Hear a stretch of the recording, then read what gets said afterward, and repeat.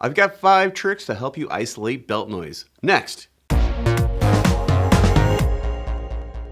This video is sponsored by Continental, the future in motion. Visit our website for more information.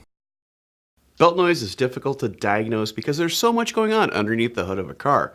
Isolating the sounds from a noisy belt or possibly another component of the vehicle is tough, but here are 5 tips and tricks to help you isolate belt noise. Tip number 1.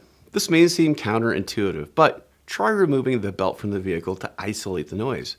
With the belt off, you can tell if it's the belt or something else on the engine.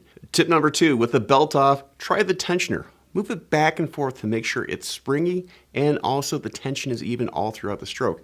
If it feels notchy or you notice any rust or dust around some of the bearings, well, it could be the tensioner and it needs replacement. Tip number 3, well, you can isolate certain noises from the belt system with just plain old water. You don't want to use belt dressing. Water removes the friction from the pulley and the belt, and this typically removes some of the noise that may occur when a belt is rubbing against a pulley and it's misaligned. Tip number 4, inspect the grooves on all of the pulleys.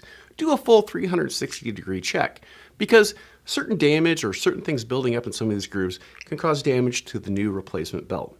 Number 5, check the alignment of the belt.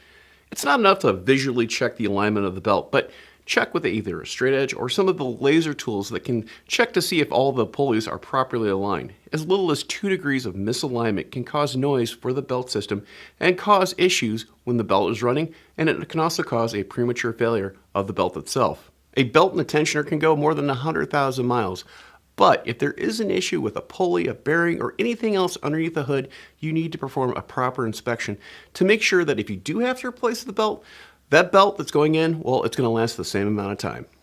I'm Andrew Markel. Thank you very much.